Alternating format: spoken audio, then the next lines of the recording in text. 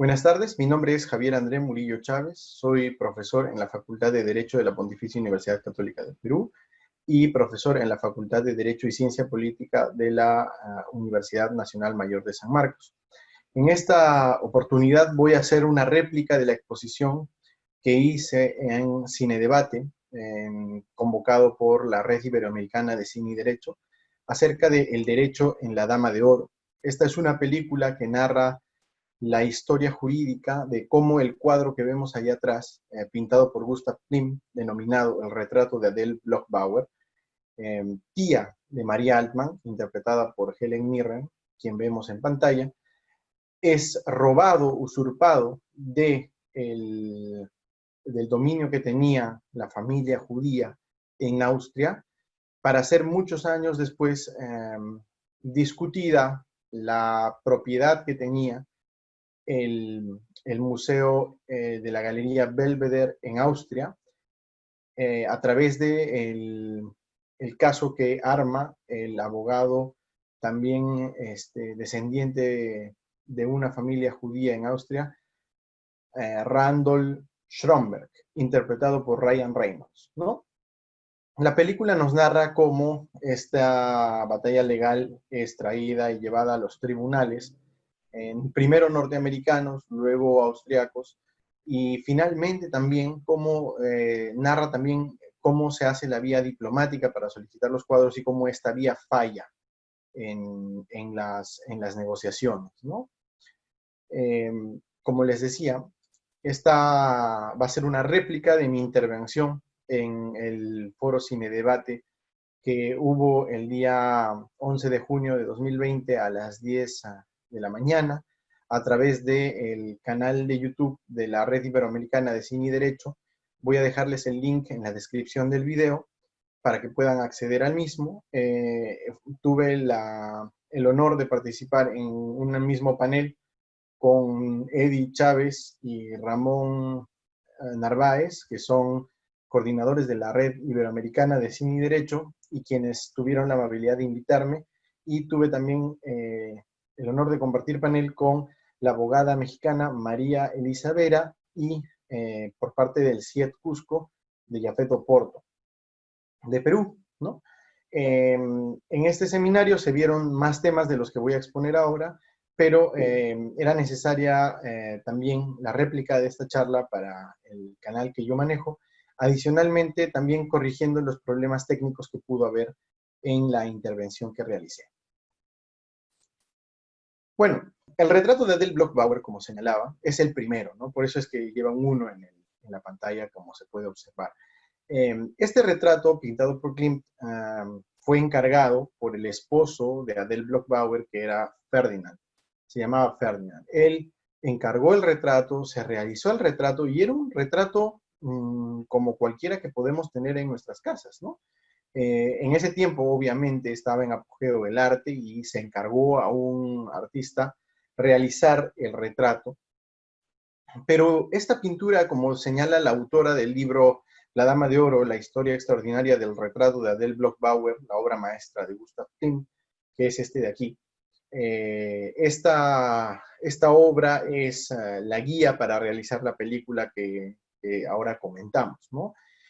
Esta autora señala, precisamente, luego de haber investigado el caso concreto, en que, claro, una obra tan íntima era colocada en un destino público, es decir, estaba en el ojo de la tormenta en un conflicto que determinó incluso las jurisdicciones de dos estados, ¿no? De Austria y de Estados Unidos. Toda la primera parte de la película se discute dónde se debía llevar a cabo el juicio de restitución de arte a María Altman, quien reclamaba el cuadro, frente al gobierno austriaco que manejaba la Galería Belvedere. En este caso, lo que señala la autora me llamó mucho la atención, ¿no? El poder del arte. Este cuadro era un retrato íntimo que en su época era simplemente un cuadro regalo que le dio su esposo a su cónyuge y exponían en la casa, ¿no? No era un lugar abierto al público, ¿no? Era una colección privada. Sin embargo, luego de la guerra, del contexto de la guerra y el Holocausto, se extrae esto ilegalmente de la casa en donde domiciliaban tanto la familia Bloch-Bauer como la familia Altmann, ¿no? Ambas familias judías en Austria, y el destino va cambiando de este cuadro, ¿no? Pasa por lugares de relación de los nazis, no solamente se roban esta pintura, sino se roban otras pinturas más de estas familias, se roban piezas de porcelana, se roban candelabros de plata, se roban un violonchelo Stradivarius del padre de María Altmann, precisamente, ¿no? Entonces, eh, llama la atención cómo una disputa por un cuadro puede expandirse y alcanzar a zonas de conflicto entre países. A quienes vemos en pantalla son los personajes de la vida real, ¿no? A la izquierda tenemos a María Altmann, ¿no?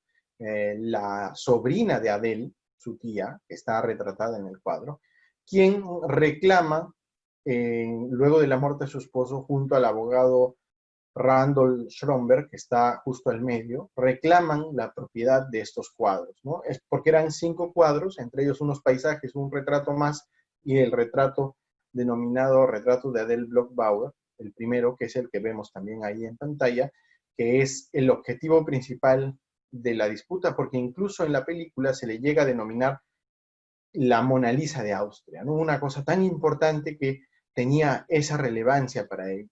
Entonces, claro, la sobrina de Adele era quien reclamaba muchos años después, ya habiendo huido a Estados Unidos, la propiedad sobre ese cuadro, ¿no? Por otro lado, Randolph Schomburg era el nieto de un famoso compositor austriaco que se toma el caso personal, ¿no?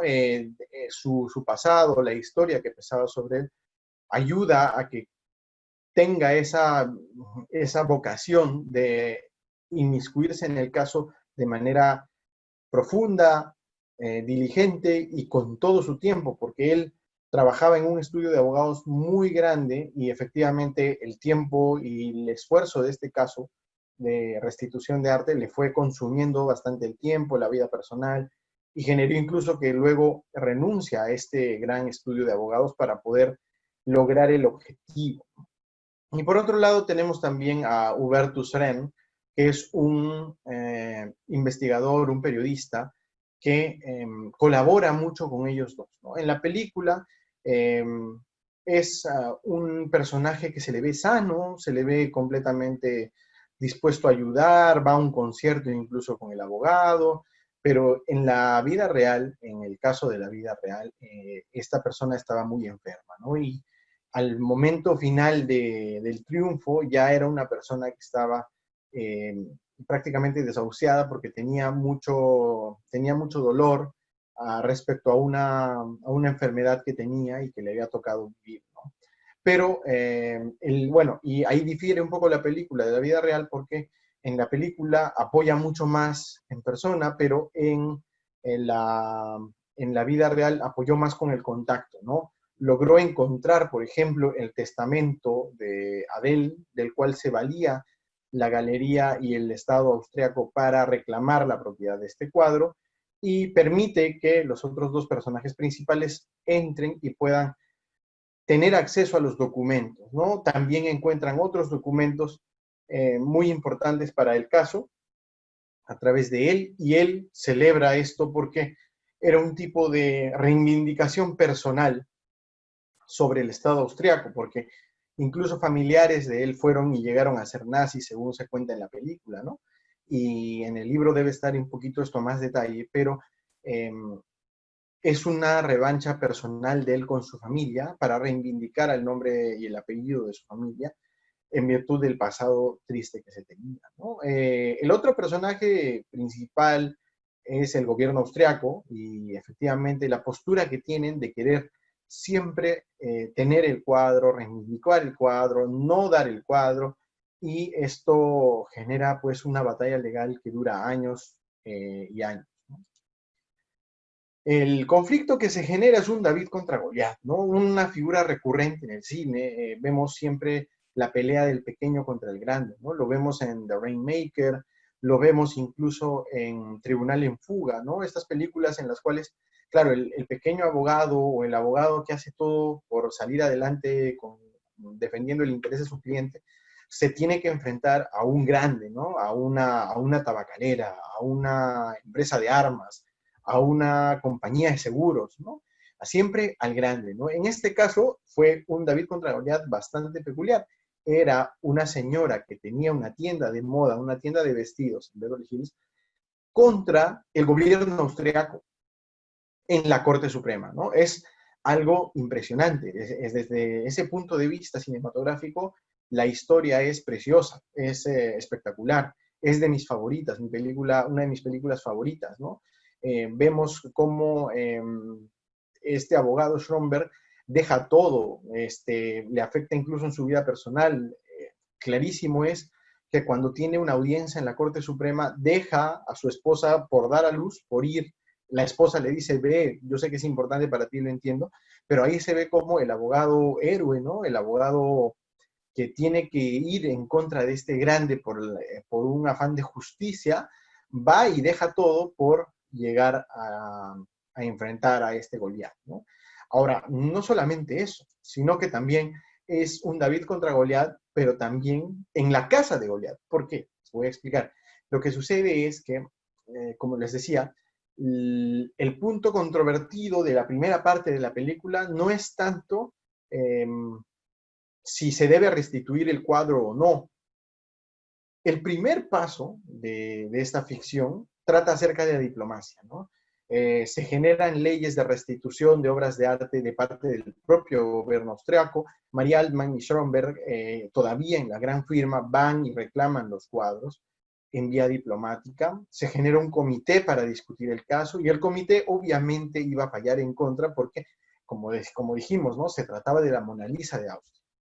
En este caso, el tema de la jurisdicción se discutió. ¿Por qué? Porque Stromberg, luego de haber perdido esa primera pelea jurídica con el gobierno austriaco, en tierra austriaca, en cancha austriaca, por así decirlo, deja reposar el caso hasta que un buen día estudia un poco más y ve que las normas de restitución de arte en los Estados Unidos permitían excepciones para traer a disputa a gobiernos extranjeros cuando se trataba de unos requisitos específicos que había que cumplir, siendo el más específico que exista una actividad económica dentro del territorio estadounidense. Entonces, es así que ya con María Altmann, que no quería saber acerca del tema, al menos se ve en el drama de la película.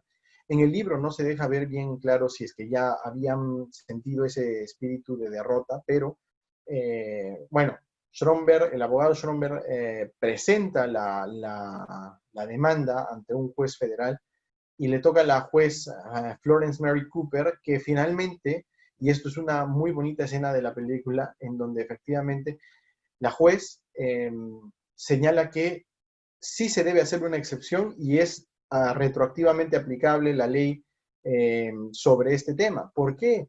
¿Por qué retroactivamente aplicable? Porque muchos de los conflictos que han surgido, los conflictos bélicos, los conflictos armados, han sido antes de la Segunda Guerra Mundial o la propia Segunda Guerra Mundial o poco después de la Segunda Guerra Mundial. Pero luego de la Segunda Guerra Mundial es que recién, como vamos a ver, se emiten las normas de restitución de arte a modo general aplicables a diversas naciones del mundo, ¿no?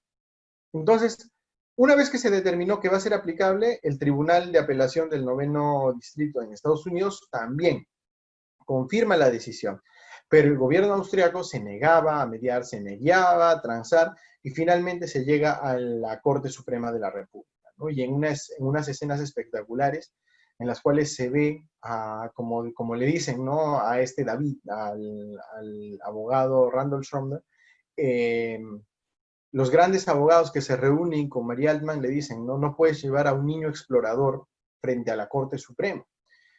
María Altmann hace caso omiso y dice, yo me quedo con mi niño explorador. Y va junto a Randall Stromberg en la Corte Suprema, ¿no? Y se nota en esa escena mucho la tensión y lo inexperto que era este abogado frente a una Corte Suprema. Ahora, en el tribunal, la Corte Suprema también se llega a ganar el caso, bastante importante ese caso, se gana y se resuelve la controversia acerca de que Estados Unidos es competente para resolver un caso de restitución de arte en contra del gobierno austriaco. Sin embargo, la edad que tiene María Altman en esa época, ya muchos años más de los que tenía cuando se pintó el retrato, era una señora octogenaria ya, hacían pensar al abogado que siempre es el interés, pues, ¿no?, de los abogados de ver a su cliente satisfecho en sus intereses, ¿no?, y que la defensa haya sido correcta, y esto es lo que ve el abogado y dice, no quiero que ella muera antes de que vea el resultado y se reúna con su tía en suelo norteamericano. Entonces, se arriesga y en concordancia con la opinión de los familiares, porque, vamos, la película lo reduce a María Altman, pero el libro te da detalles sobre otros parientes que también tenían que estar de acuerdo y que estaban incluidos en el testamento de Ferdinand, no en el de Adele, ¿no? Porque Adele no era propietaria de los cuadros, y lo vamos a ver que es un punto importante. Pero en este caso, se arriesga y va a un tribunal arbitral en suelo austriaco. Una situación bastante cuesta arriba. ¿Por qué? Porque el primer árbitro, el segundo árbitro y el tercer árbitro iban a tener que ser austriacos, ¿no? Y efectivamente había que conseguir un árbitro que esté a favor de quitarle la Mona Lisa austriaca a la Galería Belvedere, lo cual era muy difícil, ¿no?, en principio. Entonces, en Austria es donde recién se ve el tema de la restitución del arte robado, sustraído, hurtado de las casas de las familias judías, ¿no? Ahora bien, ¿por qué se genera todo este conflicto judicial? Porque se determina que, aparte de ser competentes las cortes y jueces de Estados Unidos, que el acceso a la jurisdicción en Austria era muy elevado porque se necesitaba un depósito de garantía en caso existan daños por todos los gastos legales, y esto era un poco oneroso, y mucho más para una señora que tiene una tienda de ropa en los Estados Unidos y no tiene un gran ingreso que pueda sustentar eso, ¿no? Entonces, como se veía vulnerada la tutela jurisdiccional efectiva también en ese sentido, se determinó que debía tenerse el caso en los Estados Unidos, pero por el tiempo van a un tribunal arbitral. Aquí tenemos una pequeña escena de la película en donde se ve el argumento específico y la postura que tiene la Corte Suprema. Es muy interesante, sobre todo para ver la defensa del abogado. Señor Schomberg.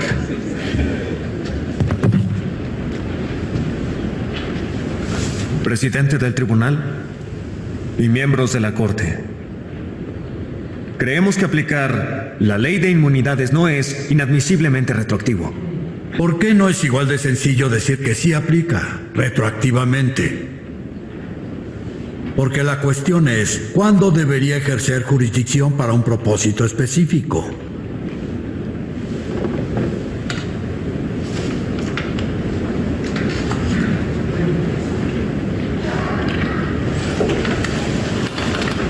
Disculpe, la verdad no entendí la pregunta. Yo tampoco sé si la entendí. ¿Y ustedes? Somos conscientes de la inquietud del gobierno, señor presidente. Lo de abrir la lata de gusanos. Pero cada país es diferente con condiciones diferentes. A diferencia de Cuba, en el caso de Austria hay un tratado, así que no hay duda de qué tipo de ley podría aplicar. Yo recomiendo abrir la lata y extraer solo un gusanito con un par de pinzas y cerrar la lata otra vez. Los acusados de este caso intentaron frustrar continuamente nuestro esfuerzo, usando cualquier posible objeción, amenazando con un caos de relaciones internacionales, pero pongámoslo en perspectiva. Este es el caso de una mujer que quiere recuperar lo que es legalmente suyo. La señora Altman llegó a este país siendo una joven en busca de paz. Démosle justicia ahora.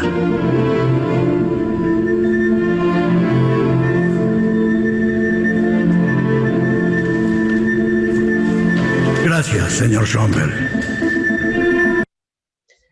Un aspecto que nos deja ver esta escena, aparte del David y Goliat, ¿no? Es decir, en un lado tenemos al gobierno austriaco, al diplomático del Estado de los Estados Unidos, del gobierno de los Estados Unidos, y al otro lado tenemos a la dueña de una tienda de moda que está reclamando el cuadro en donde está pintada su tía.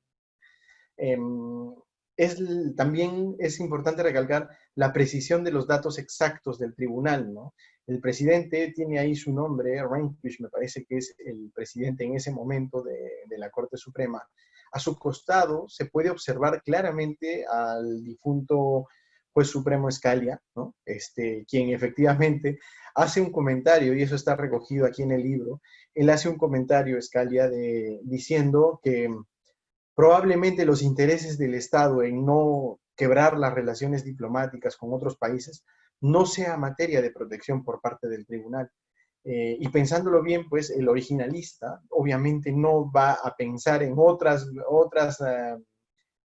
naciones si es que piensa en principio en lo que fundaron los padres de la patria, en este caso, ¿no? de los estadounidenses.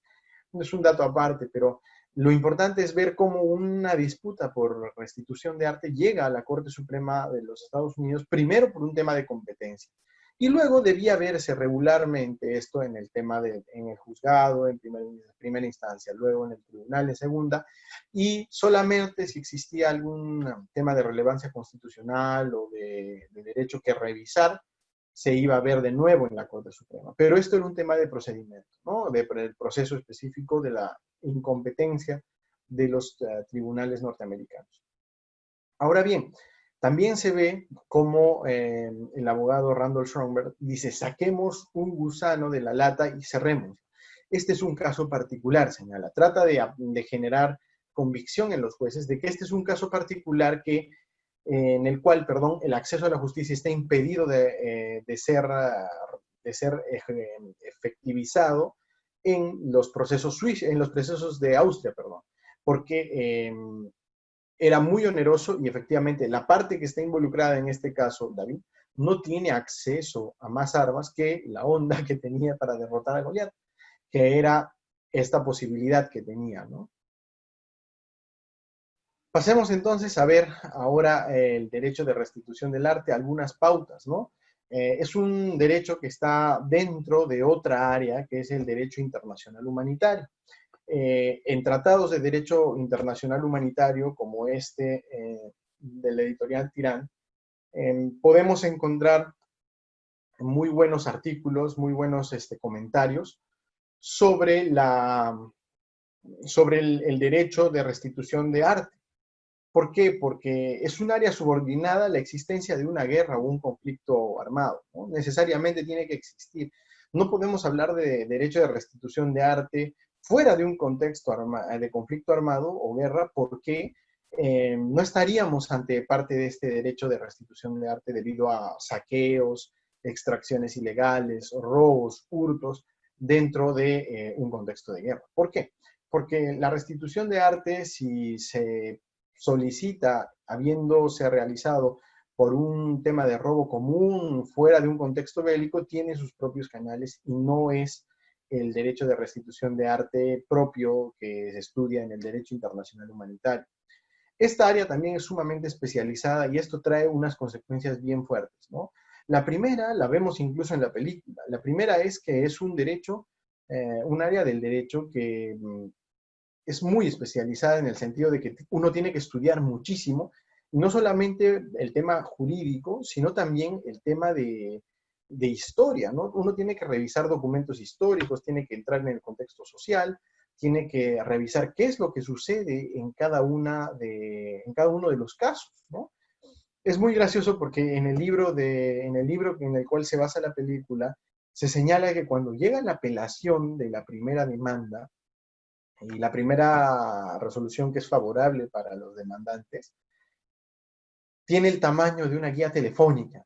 Y eso es lo que le llama la atención a esta periodista, ¿no? La apelación tiene el tamaño de una guía telefónica y hay demandas que son mucho más grandes. Pero esto es necesario recalcarlo, claro, porque cada pieza de este proceso judicial mientras lo fue y luego arbitral, seguro que ha sido tremenda, porque no solamente, como les señalaba, hay que revisar lo jurídico, que en ese tiempo no existía, ojo, estamos hablando de revisión de normas que no existían y estamos tratando de adecuar las modernas a la aplicación a hechos anteriores a estas normas. Decir que en conflictos han existido estas normas y que debían respetarse en el jus bellum, ¿no? Es decir, existían estas normas que decían que no, como regla común en la guerra, no se debía incautar bienes, no se debía saquear bienes, no se debía destruir bienes, ¿no? Y esto es muy interesante porque es una labor increíble, ¿no? Es una cosa en donde se tiene, es un área del derecho en el cual se tiene que estudiar mucho y solamente para un caso concreto. Me hace acordar mucho a la labor que hace Erin Brockovich, ¿no? En la película de Erin Brockovich cuando estudia este caso de contaminación ambiental, es igual, ella se mete, estudia qué es el cloro ambivalente, cuáles son las enfermedades de los dañados, cómo se produjo el caso, va, revisa los registros del agua, ya, algo similar es en este caso, pero multiplicado por 10, porque estamos estudiando, en principio, normas ocultas por algunos gobiernos, por vergüenza en algunos casos, y además también documentos históricos que hay que entenderlos en contexto, ¿no? Había en este caso hasta 3 testamentos, el primero de Ferdinand, el de Adele, y el segundo de Ferdinand, que lo hace porque el abogado Renish, que es el abogado de la familia, en tiempos todavía en los cuales Ferdinand estaba vivo, le señala, ¿no? No puedo chocar con el gobierno austriaco porque las normas ahorita revalidadas así por los nazis no me permiten hacer más. Entonces, apenas terminada la Segunda Guerra Mundial, voy a tratar de recuperar lo que se pueda. Recupero un poco, unas piezas de vajilla, unos cuantos cuadros, pero no recuperan lo grandioso, lo del fondo, ¿no?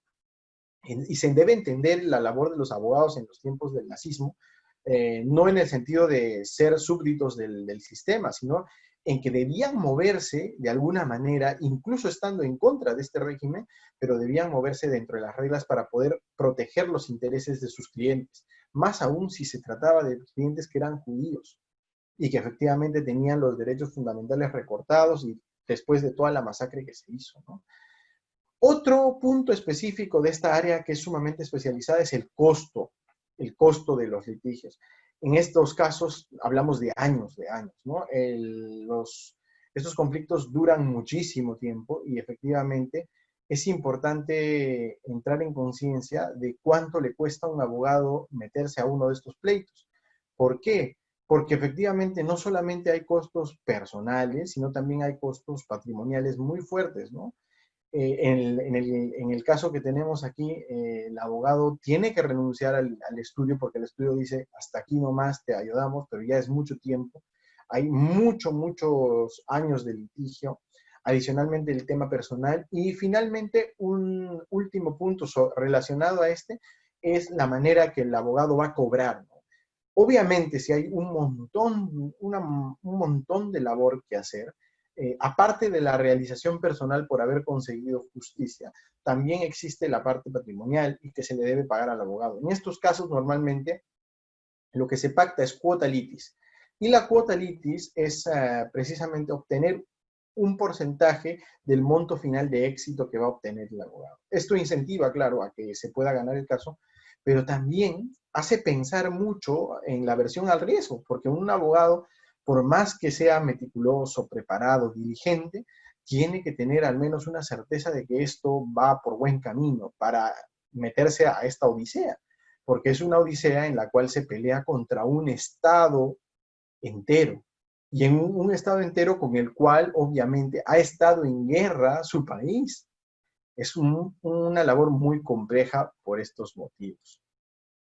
Ahora, tenemos las normas modernas sobre protección de bienes culturales en conflicto armado. Obviamente, estas fueron dadas después de la Segunda Guerra Mundial, ¿no? Por un lado, tenemos el Convenio de La Haya de 1954, en el cual, claro, a través de la UNESCO se regularon las normas por las cuales hay que proteger los bienes culturales, ¿no? Y los protocolos de 1977 adicionales a los convenios de Ginebra, donde se reafirma lo que se había puesto como norma en el convenio de La Haya de 1954. Ahora, como les digo, el problema es que estas normas son posteriores a todos los grandes conflictos bélicos que han existido en el mundo, ¿no? Y este es la dificultad inicial para resolver los casos que existen de restitución de arte, ¿no? Primero, luchar con la aplicación retroactiva y segundo, tratar de meterse en el tema lo suficiente de manera sociológica, antropológica, jurídica e histórica para poder llevar un caso de restitución de arte, ¿no? Ahora, como lo decía, ¿no? A la Red Iberoamericana de Cine y de hecho le gusta muchísimo aplicar el tema del cine y la realidad en Latinoamérica. Y yo señalaba el caso de la apropiación de algunos bienes culturales en la Guerra del Pacífico. Ahora, quiero ser muy claro, yo no digo, y lo que estoy diciendo, he traído dos posturas bastante imparciales, la primera de un chileno y la primera de un peruano. Esta primera opinión es, por ejemplo, de un chileno quien narra que efectivamente ha habido mucha brutalidad de parte del gobierno chileno en ese momento en el tema de la Guerra del Pacífico, ¿no? Cuando se invadió y ocupó Lima entre 1881 y 1883, hubo diversos saqueos, ¿no? Dice, el despojo se tradujo en estatuas, mármoles, piezas de museos, pinturas, instrumental científico, animales embalsamados y vivos, piezas arqueológicas, ¿no? Que eran cargadas a los navíos chilenos y se llevaban a Valparaíso y otras ciudades del país, tipo Santiago, ¿no? Hay que entender esto en contexto. Era un contexto de guerra en el cual no estaba normado el tema de la apropiación de bienes culturales, no estaba prohibido la apropiación de bienes culturales, y las guerras tenían el tema este del botín de guerra, ¿no? El entrar a viviendas, el entrar a instituciones, a entidades públicas y extraer todos estos tipos de bienes sí debía estar prohibido desde un principio, ¿no? Esta guerra en 1881 y 1883 no existía ni la más mínima idea de lo que se trataban los bienes culturales y la importancia que tenían en ese momento. Entonces, los saqueos que se hicieron, los robos que se hicieron, los hurtos, los despojos de los bienes culturales, no digo que estén justificados, pero hay que hacer historia y recordar ellos para poder corregir las situaciones que se realizaron en la Guerra del Pacífico.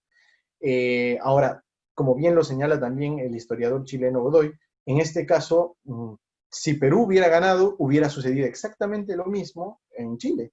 O sea, los peruanos también en ese tiempo, sin prohibición expresa, iban a hacer los saqueos, iban a también apropiarse de las estatuas, los mármoles, las piezas de museos, pinturas que habían en Chile. Era obvio que iba a pasar, o en todo caso podríamos presumir de que también iba a pasar. El ganador de una guerra normalmente lo hacía, lo cual no quiere decir que sea correcto. Aquí tenemos una muestra, ¿no? Una carta del general, me parece, Lynch, en la Guerra del Pacífico, al gobernador de Lima, al jefe político de Lima, en donde se señala la brutalidad. Y miren, para que vean que no existía conciencia de la prohibición de realización de estos actos, él señala que se ha resuelto enviar a Chile obras de arte que puedan ser empleadas en ornamentación de paseos, jardines y parques. Todo lo que se saqueó, lo que se sacó del Palacio de la Exposición en Lima, ¿no? Y vemos en la actualidad muchos elementos, bienes culturales peruanos, ¿no? Limeños específicamente, y en otras ciudades donde se llegó a saquear, en el ornamento público en Chile, ¿no? Existen algunas estatuas, existen también esculturas, también en algún momento tuvieron algunas pinturas, y lo que más se saqueó en esta guerra, que es una de las más cruentas guerras latinoamericanas que hemos tenido, específicamente son libros y archivos de la Biblioteca Nacional, de la Universidad de San Marcos, de colecciones privadas, del Congreso, ¿no? De diversos lugares, y que todavía no han sido devueltas. A partir del 2001 se ha empezado con una política de tratar de perseguir estos bienes y persuadir al gobierno por vía diplomática que lo devuelvan, ¿no? Finalmente es patrimonio cultural del Perú y no es pues ahora como se denominaba en ese tiempo botín de guerra, ¿no? Esta historia también es bastante conocida, ¿no? El tema de los funerales de Atahualpa es un cuadro famoso del pintor Luis Montero, que estaban en el Palacio de la Exposición junto con otra pintura que se llama La Libertad, que ahora está en el Congreso. Este óleo estaba en el Palacio de la Exposición y fue llevado ilegalmente a Chile después de la Guerra del Pacífico, ¿no? Y por labor de Ricardo Palma, un ilustre peruano, se logró por vía diplomática que este cuadro sea devuelto a Lima, por ejemplo, ¿no? Igual el otro cuadro, el de la Libertad, también se devolvió y está actualmente en el Congreso. Los funerales de Atahualpa, está en el Museo de Arte de Lima.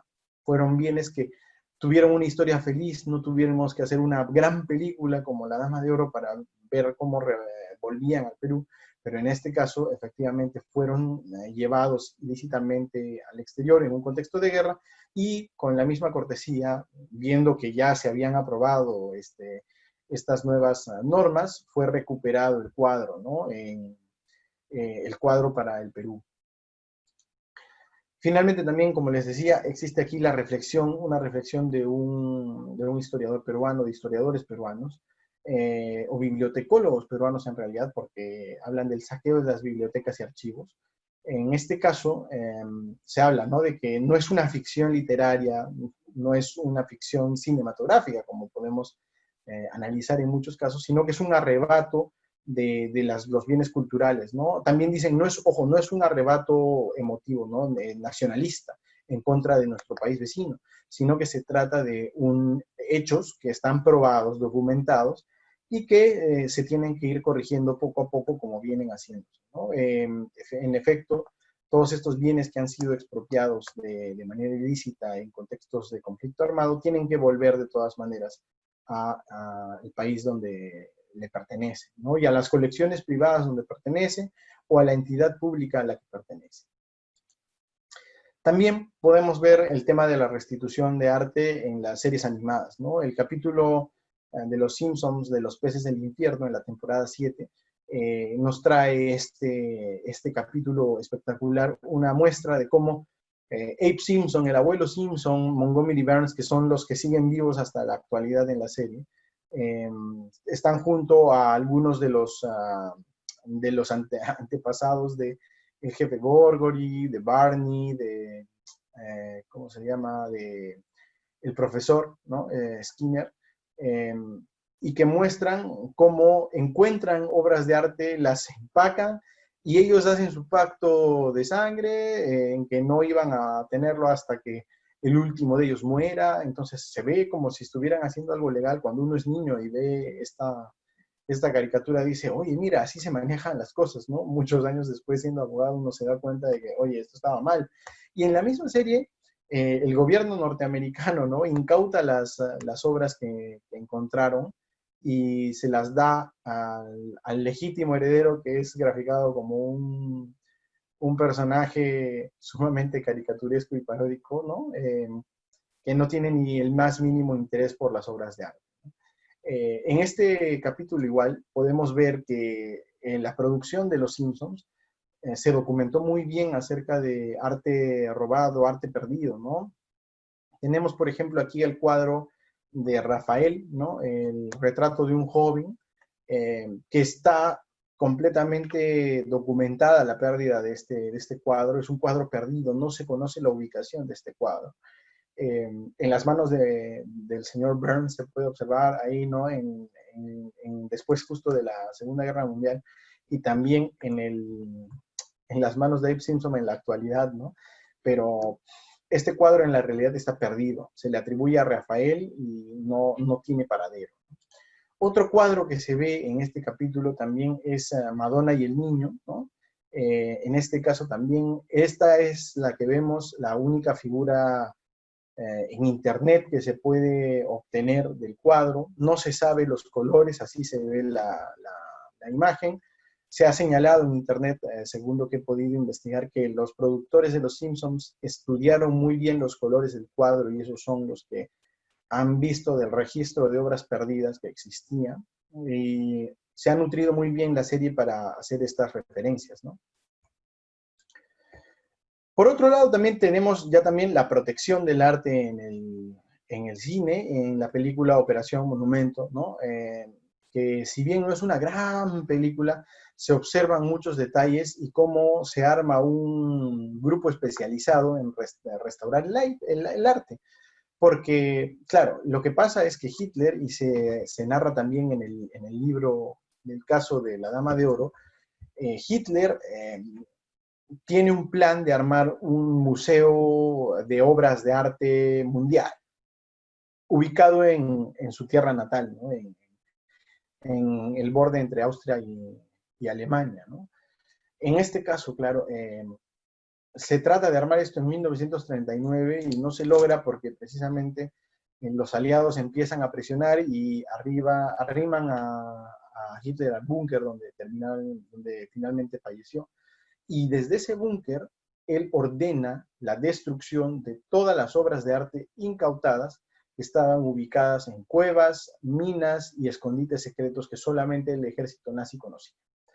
Y los oficiales de la Gestapo que estaban totalmente preparados para este plan, ¿no? El plan Nerón, así se le denominaba, empezaron a destruir las obras y este grupo de soldados entre comillas, ¿no? Porque teníamos apreciadores de arte, críticos de arte, ingenieros, artistas dentro de las filas de este grupo entre comillas, soldados, de distintas nacionalidades, franceses, ingleses y estadounidenses, que estaban ocupados de recopilar todas estas obras y proteger estas obras, ¿no? Existía ese tipo de misión en el ejército aliado, ¿no? Ahora, ¿lograban hacerlo? Sí, pero, por ejemplo, vemos la destrucción de algunas obras en la película, como por ejemplo el retrato de un joven, ¿no? Atribuido a Rafael, que en este caso se pierde, ¿no? A diferencia del Madonna y el niño atribuido a Bellini, que no se ve en la película siendo destruido, pero este retrato sí. Y claro, y muchas obras de arte fueron quemadas en ese plan de Hitler, ¿no? Y en ese acto cobarde de destrucción del patrimonio cultural de la humanidad. Y bueno, la destrucción de este patrimonio cultural, aunque ya no estemos en tiempos de conflictos armados, como clásicamente, menos mal, nos tenía acostumbrado el siglo pasado, en este caso tenemos actos que son terroristas, ¿no? Aquí tenemos una noticia de 2015 en donde el Estado Islámico destruye, por ejemplo, un templo en Palmira, ¿no? Destruye un templo y vemos ahí cómo se veía antes la vista satelital y cómo se ve ahora, ¿no? Estas destrucciones realizadas por el Estado Islámico son actos de terrorismo contra el patrimonio cultural y son totalmente sancionables, ¿no? Es decir, no podemos destruir el patrimonio cultural de esta manera, es algo muy perjudicial, no solamente para un estado específico, sino para la humanidad, porque esto es la muestra de la historia que nos han dejado nuestros antepasados y finalmente la potencia de estudiar todo lo que pasó hace mucho tiempo en el mundo, ¿no? Y esto no beneficia a nadie.